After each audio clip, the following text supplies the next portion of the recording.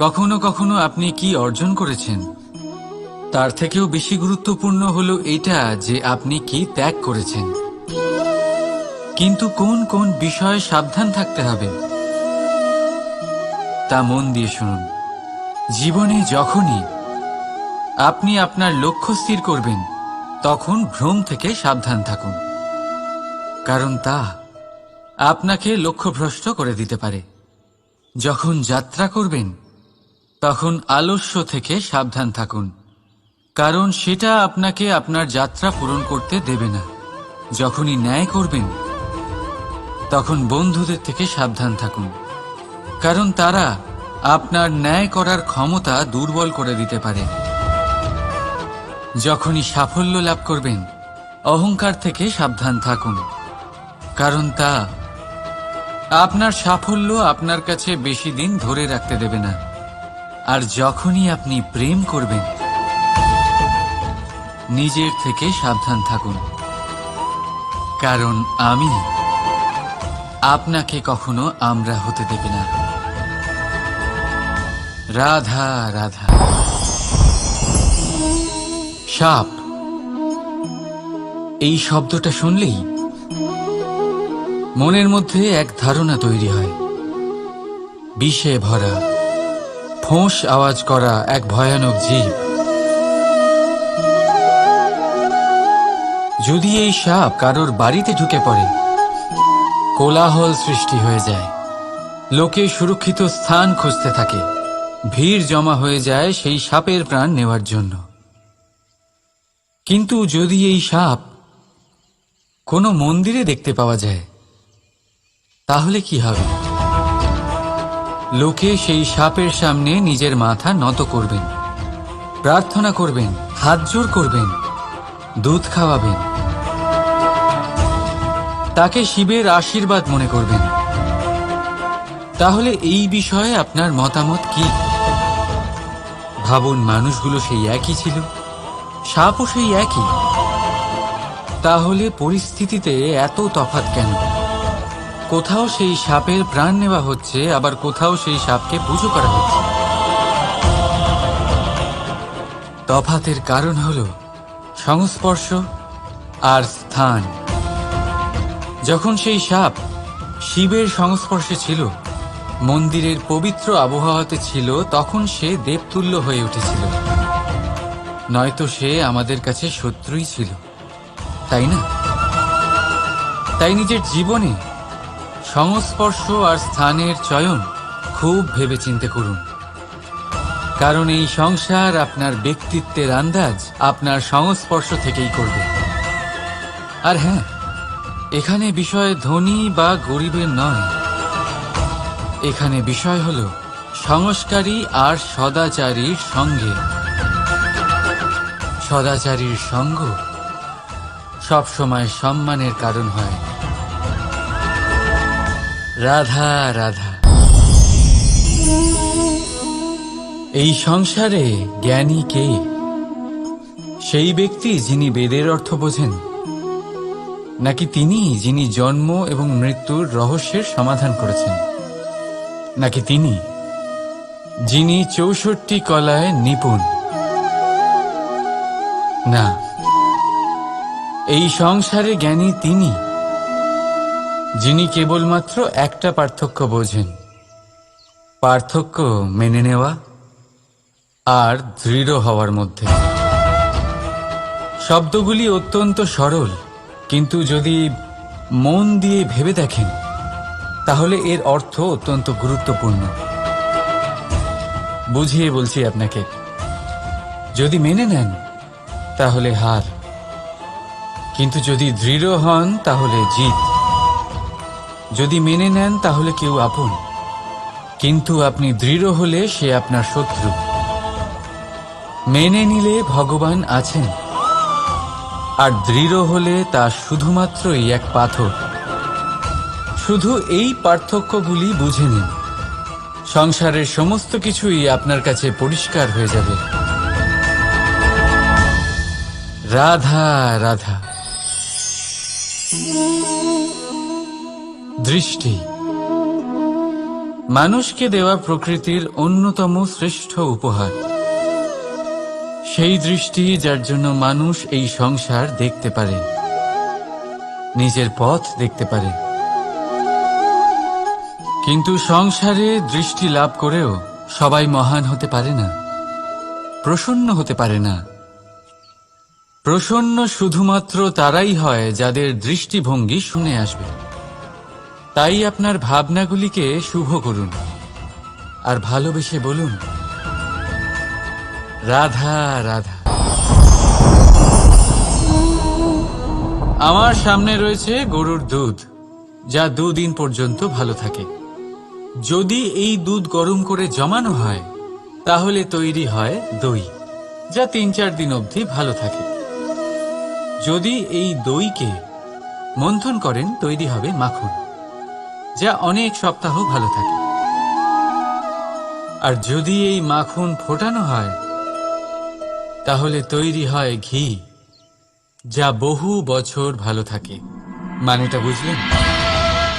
তাপ আর মন্থন।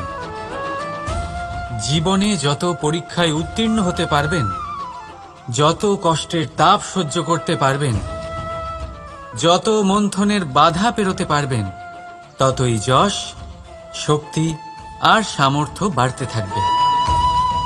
তাই কর্ম করুন, কঠিন বাধার সম্মুখীন হন, আর মন্থন করে মন শুদ্ধ রাখুন।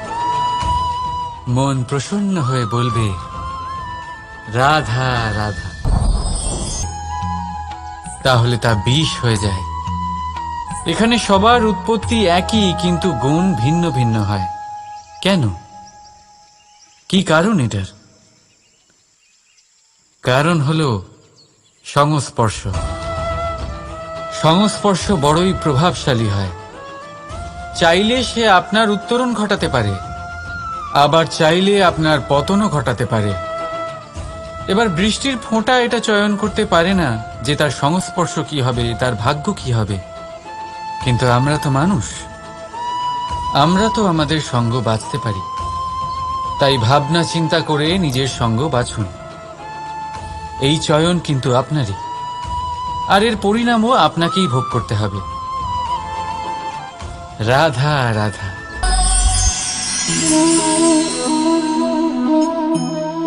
এই ফল দেখতে পাচ্ছেন আপনি? সবাই জানে এই ফলের থেকে বেরোনো বীজ একটা নতুন বৃক্ষকে জন্ম দেবে, যে নতুন বৃক্ষ আবার এমন এক ফলের জন্ম দেবে।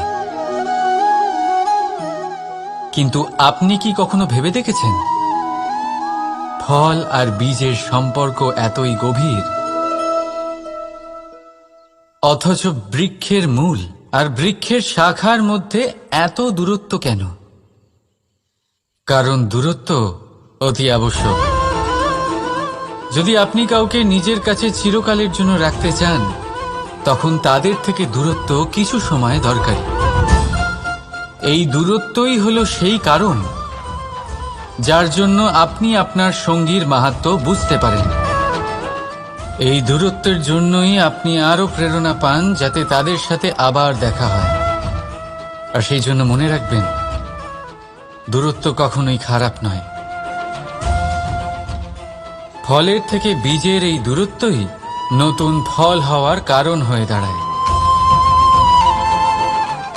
প্রেমের আসল পরীক্ষা হয় এই দূরত্ব দিয়েই। তাই দূরত্বের সাথেও প্রেম করুন, আর ভালোবেসে বলুন, রাধা রাধা। কস্তুরী, তাকে ধারণ করে যে হরিণ তার নাভিতে থাকে, কিন্তু সেই হরিণ ওই কস্তুরীর সুগন্ধ নিয়ে তা পাওয়ার জন্য এদিক ওদিক ছুটে বেড়াতে থাকে। সেই হরিণ এই কস্তুরী অবশ্যই পেতে পারে যদি সে নিজের ভেতরে উঁকি মেরে দেখে। এবারে দেখুন, সুর বাঁশির মধ্যেই থাকে, শুধু প্রয়োজন তাকে খুঁজে বার করার চেষ্টা, অবিরাম চেষ্টা। ঠিক এরকমই হয় আমাদের শক্তি, যা আমাদের ভিতরে লুকিয়ে আছে। ভাবুন, যখন পরমাত্মা আমাদের ভেতরেই আছেন, তখন তাকে আমরা বাইরে খুঁজব কেন? আমরা নিজেদের অন্তরে তখনই দেখি যখন অপরের থেকে সাহায্যের সমস্ত আশাই শেষ হয়ে যায়। তাই জীবনে কেউ সাহায্য করবে এই আশা করে বসে থাকবেন না, নিজেই নিজেকে সাহায্য করুন। রণক্ষেত্রে আপনি ভালো সারথি পেতেই পারেন, কিন্তু জীবনের এই যাত্রাপথে আপনাকেই নিজের সারথি হতে হবে। রাধা রাধা। আমার দাদা আমাকে অনেকবার বলেছেন, কানাই তুমি তো স্বয়ং নারায়ণ, তুমি এক তুড়িতেই সবকিছু এমনি ঠিক করে দাও না কেন? এবার দাদাকে কি করে বোঝাবো? আচ্ছা, আপনি নিজেই ভেবে দেখুন, সিংহকে জঙ্গলের রাজা বলা হয়, কিন্তু সিংহ শুধুমাত্র তার ইচ্ছে প্রকাশ করলেই কোনো হরিণ কি নিজেই হেঁটে তার কাছে আসবে? নিজেই কি রাজি হয়ে যাবে তার আহার হওয়ার জন্য? না, কখনোই না। যে কোনো কাজকে সফল করে তোলার জন্য আপনাকে চেষ্টা করতে হবে, পরিশ্রম করতে হবে, যাতে সেই কাজ ভালোভাবে সম্পন্ন হয়। শুধু ইচ্ছে দিয়েই কোনো কার্যসিদ্ধি হবে না।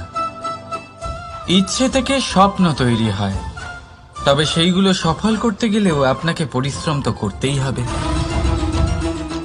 মনে করুন আপনার ইচ্ছে হলো খেতে, আর কোনো দয়ালু ব্যক্তি এসে আপনার সামনে খাবার রেখে দিল। তাও তা খেতে গেলে পরিশ্রম আপনাকেই করতে হবে। যদি ভালোবাসার ইচ্ছে থাকে, তাহলেও নিঃস্বার্থ নিষ্পাপ মনে ভালোবাসুন। দেখুন, আপনি স্বপ্নে অবশ্যই উঠতে পারেন, কিন্তু এই পৃথিবীতেই আপনাকে বেঁচে থাকতে হবে। আর যদি এই ধরিত্রীতে আপনি এগিয়ে যেতে চান, তাহলে এই ভূমিকে পা দিয়ে আপনাকে পিছনে ঠেলতেই হবে। রাধা রাধা। জীবনে আমাদের অনেকের সাথে দেখা হয়, অনেকের সাথে বাক্যালাপ হয়। বহু মানুষকে প্রসন্ন বলে মনে হয়, আবার বহু মানুষকে চিন্তিত বলে মনে হয়। কিন্তু আপনি যদি এটা বোঝার চেষ্টা করেন যে কে বেশি প্রসন্ন থাকে আবার কে বেশি চিন্তিত থাকে, তাহলে আপনি এটা লক্ষ্য করবেন যে বৃদ্ধ আর যুবক বেশিরভাগ সময় চিন্তিত থাকেন, অন্যদিকে বালক সর্বদাই প্রসন্ন থাকে, চিন্তার কোনো রেশই থাকে না। এর কারণ কি? এবারে আপনি বলবেন, এত সহজ বিষয়, বালকদের মধ্যে এত বোধই কোথায় যে তারা জীবনের সমস্যা বুঝতে পারবে, কষ্ট বুঝতে পারবে, দায়িত্ব বুঝতে পারবে? বিষয়টা আসলে তা নয়। বৃদ্ধের বিষয়ে যদি আমরা কথা বলি, তবে বৃদ্ধ নিজের বিগত সময় নিয়ে ভাবতে ভাবতে মনে মনেই দুঃখী হয়ে যায়। যুবক নিজের ভবিষ্যতের বিষয়ে ভেবে ভেবে চিন্তা করতে থাকে আজ। কিন্তু বালক শুধুমাত্র বর্তমানে বেঁচে থাকে, আর সেই জন্যই প্রসন্ন থাকে। দেখুন, বিষয়টা অত্যন্ত সরল। আপনি আপনার বিগত কাল পাল্টাতে পারবেন না। এখন যদি আপনি নিজের ভবিষ্যৎ আরো উজ্জ্বল করতে চান, তাহলে আজ নিজের কর্ম করতে হবে, আজ পরিশ্রম করতে হবে আপনাকে। তাহলে ভুলে যান গতকাল আর আগামীকালের চিন্তা, বর্তমানে আনন্দ করুন।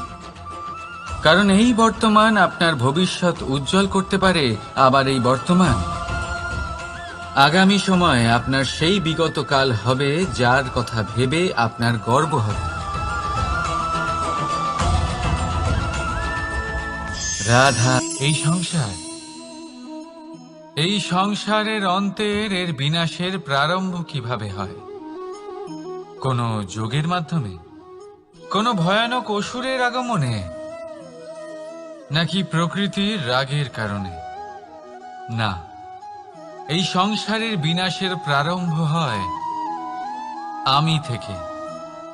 এই আমি, এই তুমি, এটা আমি করেছি, ওটা তুমি করেছো, এটা আমার, ওটা তোমার, আদি ইত্যাদি।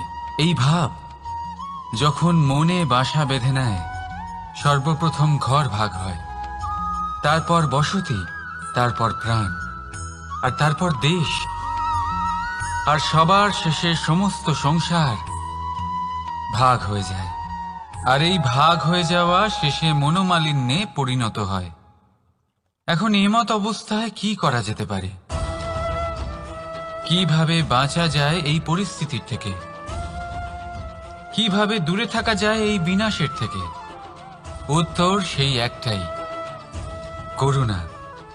একে অপরের দরকারগুলি বুঝুন, একে অপরের সমস্যাগুলি বুঝুন, একে অপরের দুঃখের সাথী হয়ে দাঁড়ান, একে অপরের সুখের ভাগীদার হন। আর শেষে যখন এই আমি আমরাতে পরিণত হবে, তখন এই বিনাশ নিজে থেকেই দূরে চলে যাবে। তাহলে আমরাতে বিশ্বাস করতে শিখুন, আর আমার সাথে ভালোবেসে বলুন, রাধা রাধা। এই মুদ্রা। এবারে ভাবুন, এটাই আমাদের জীবন, জীবনের সুখ আর দুঃখ। এই মুদ্রার, এই জীবনের দুটি দিক। কিন্তু যখনই আমরা ঈশ্বরের কাছে প্রার্থনা করি, তখনই আমরা সুখ চাই, আর সেই সুখ আসেও। আর যখনই সেই সুখ আসে, তখন ব্যক্তি সর্বপ্রথম তাকে ভুলে যায় যে দুঃখের সময় ওনার সাথে ছিলেন। আর এমত অবস্থায় উনি সাহায্য করেন না, উনি করেন উপকার। আর এই উপকারের বদলে মানুষের থেকে উনি নিজের জন্য শ্রদ্ধা চান। আর সেই শ্রদ্ধা, সেই চাহিদার কারণে উনি নিজেকে অন্যদের থেকে শ্রেষ্ঠ, অন্যদের থেকে ভিন্ন মনে করতে বিবশ হয়ে যান। আর আলাদা হবার কারণে তার মধ্যে জেগে ওঠে অহংকার, আর সেটাই হয় তার পতনের কারণ। এবার এতে কি করা যেতে পারে? কি চাওয়া যেতে পারে ঈশ্বরের কাছে? এই প্রশ্ন অবশ্যই মনে আসে। ঈশ্বরের কাছে চান সুখ, শুধুমাত্র ততটাই যাতে অহংকার না আসে, আর দুঃখ ততটাই যাতে শ্রদ্ধা না চলে যায়। রাধা রাধা। এই সংসারে এমন কিছুই নেই যে সব সময় একই থাকবে। যা কিছু নির্মাণ হয়েছে তা একদিন অবশ্যই ভেঙে পড়বে। কিন্তু এই ভেঙে যাওয়ার বিশ্লেষণ আপনি কিভাবে করবেন তা আপনার উপরে নির্ভর করছে। ওই আকাশের দিকে তাকান, ওই মেঘ, ওটাও ভেঙে পড়ে, কিন্তু নিজে ভেঙে পড়ার সাথে বর্ষাকে তৈরি করে যায়। মাটির ডেলা অবশ্যই ভেঙে পড়ে, কিন্তু ব্যবহারযোগ্য মাটির রূপ নিয়ে। এই ধরিত্রীর বুকে কোনো এক বীজ যখন ভেঙে পড়ে, তখন ধরিত্রীর উপর এক বিশাল আকারের বৃক্ষ নির্মাণ করে। যদি জীবনে কিছু ভেঙে পড়ে, তাহলে নিরাশ হয়ে পড়বেন না, নিজের সাহস হারাবেন না। ধনাত্মক দৃষ্টিভঙ্গি দিয়ে দেখতে চেষ্টা করুন। মনে করুন, নিয়তি নিশ্চয়ই আপনার জন্য আরো ভালো কিছু ভেবে রেখেছে, যা ভবিষ্যতে আপনার প্রতীক্ষা করছে। ধনাত্মক চিন্তা ভাবনা করতে থাকুন, তারপর দেখবেন শ্রেষ্ঠ রচনা নিজেই তৈরি হবে। রাধা রাধা। চলতে থাকা,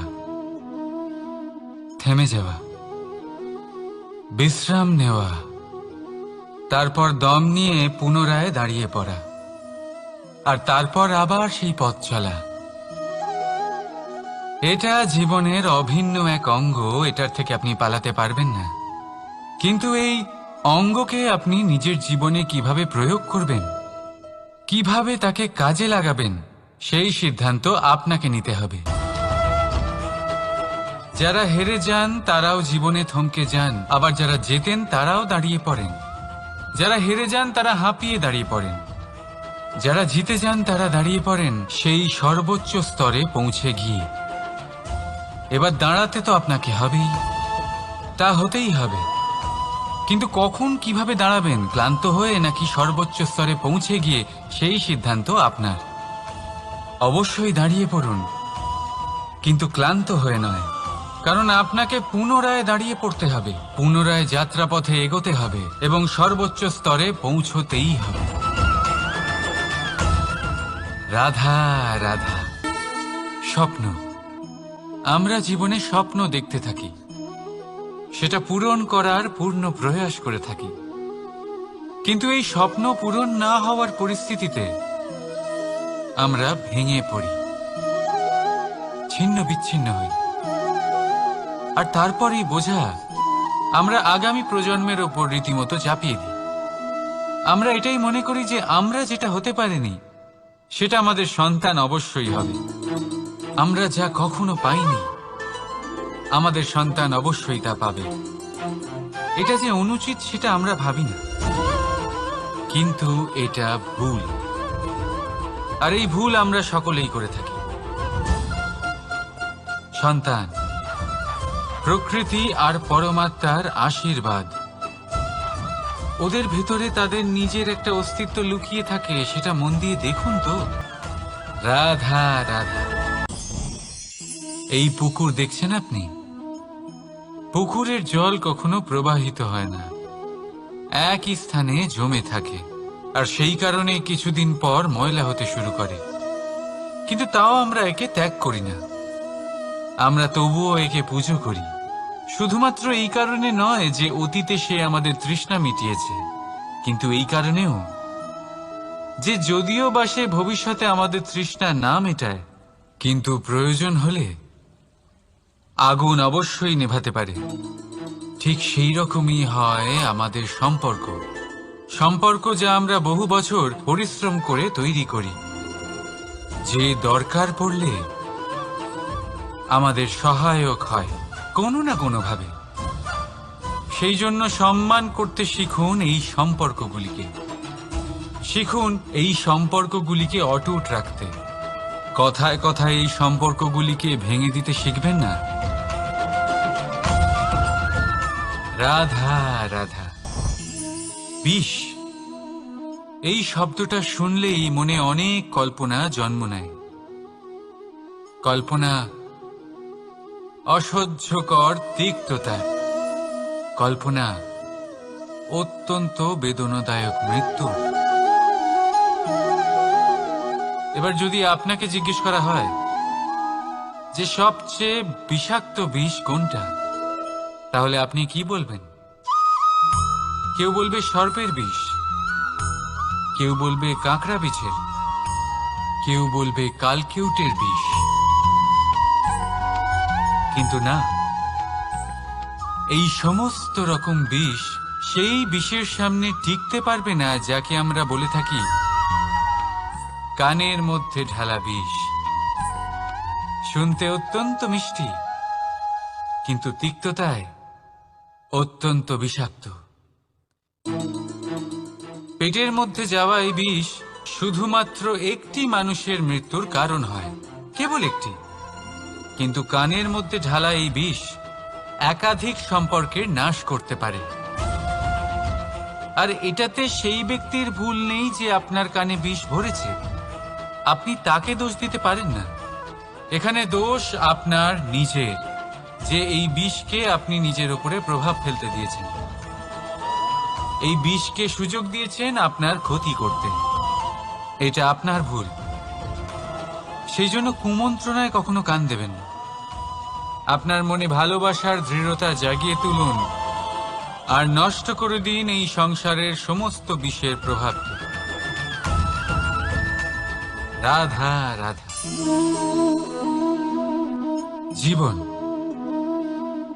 আমাদের এই জীবন সুখ আর দুঃখ, এই দুইয়ের মিশ্রণ। এদের সংমিশ্রণই জীবনের ভারসাম্য বজায় রাখে। এখন এই সুখ, সুখ এমন এক বস্তু যাকে সবাই খুঁজে চলেছে। দুঃখ এমন এক অনুভূতি যা সবার কাছে আছে। আমাদের প্রত্যেকের জীবনে সুখ আর দুঃখ আসতে থাকবে আর যেতেও থাকবে। এটা অবশ্যই জীবনে থাকবে, কিন্তু সফলতা এটা সবার জীবনে আসে না। কেন? কারণ এই সফলতা সুখ আর দুঃখের দ্বারা প্রাপ্ত হয় না। সফলতা প্রাপ্ত হয় নিজের উপরে বিশ্বাস করতে থাকলে। আকাশের ওই সূর্যকে দেখুন, সূর্যের বিশ্বাস আছে নিজের উপর যে সে সমস্ত জগৎকে আলোকিত করতে পারবে, নিজের প্রথম রশ্মি দিয়ে অন্ধকারকে দূর করতে পারবে। সূর্য এই বিশ্বাস নিয়েই আসে, আর কিছুক্ষণের মধ্যেই সমস্ত সংসার থেকে অন্ধকারকে বিনাশ করে ফেলে সে। তাহলে মনে রাখবেন, এই সুখের আভাস, এই দুঃখের অনুভূতি আসতেও থাকবে আর যেতেও থাকবে।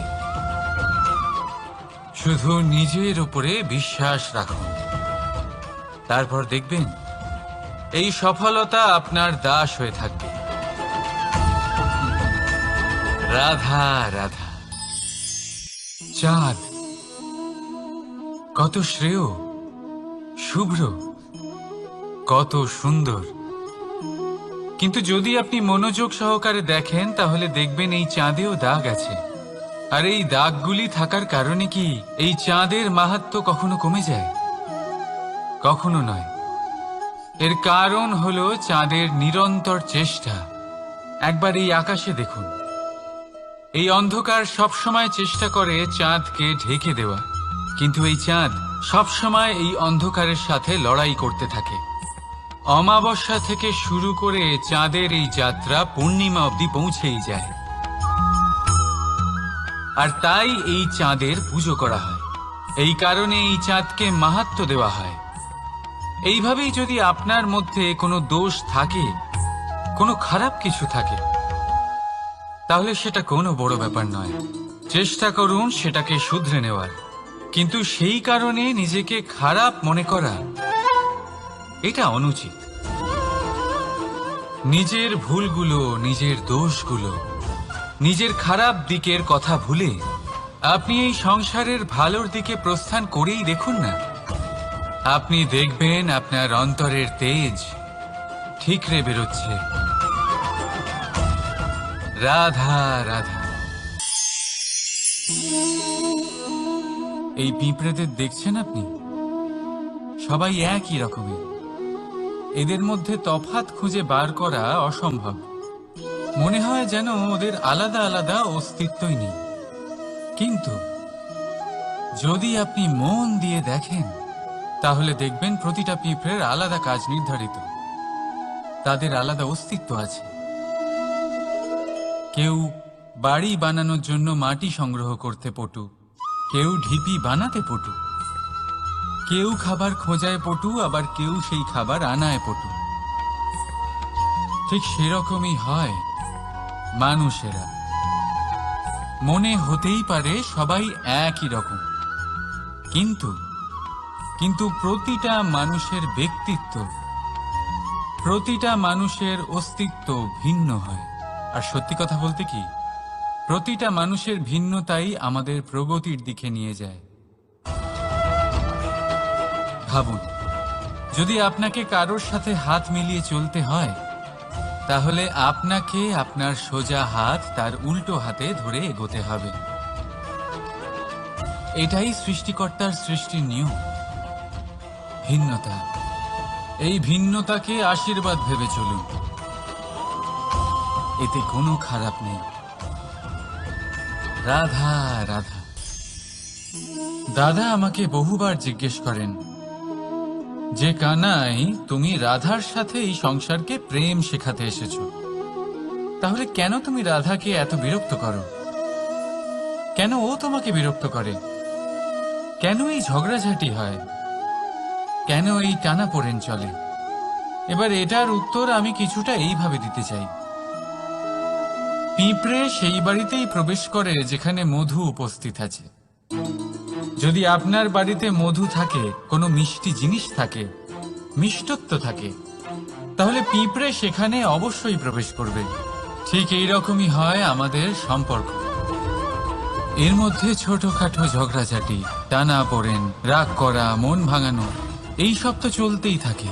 বিশেষ করে সেই সম্পর্কগুলিতে যেখানে মিষ্টত্ব আছে।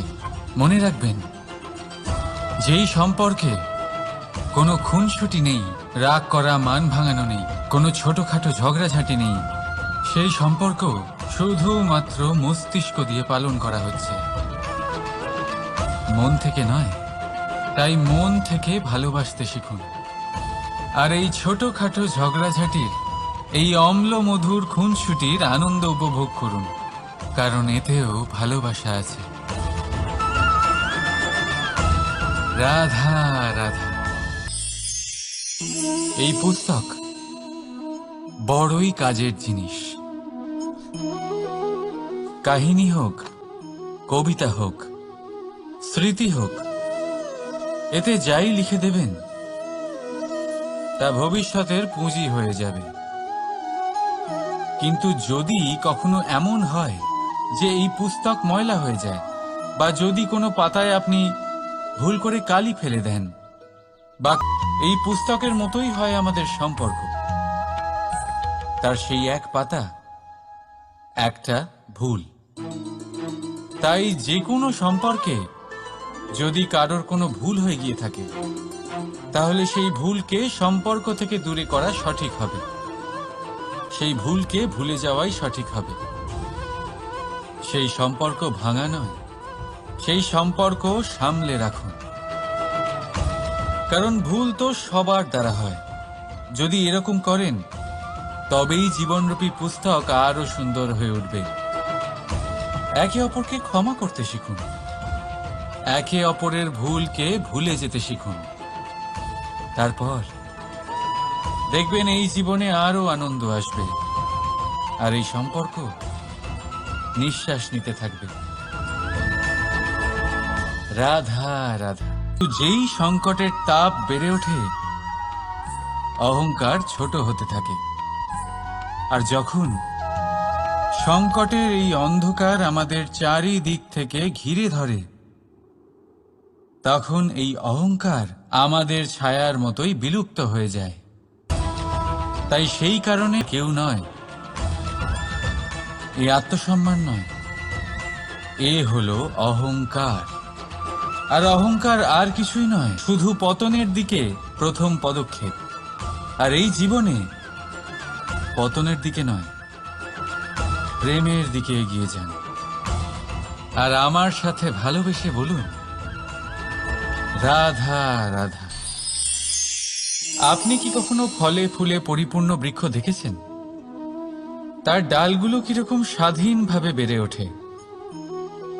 কিন্তু যদি এই ডালগুলো মূলের সাথে ঠিকভাবে যুক্ত না থাকে, সেই বৃক্ষের মূলগুলি গভীর না হয়, তাহলে কি হবে?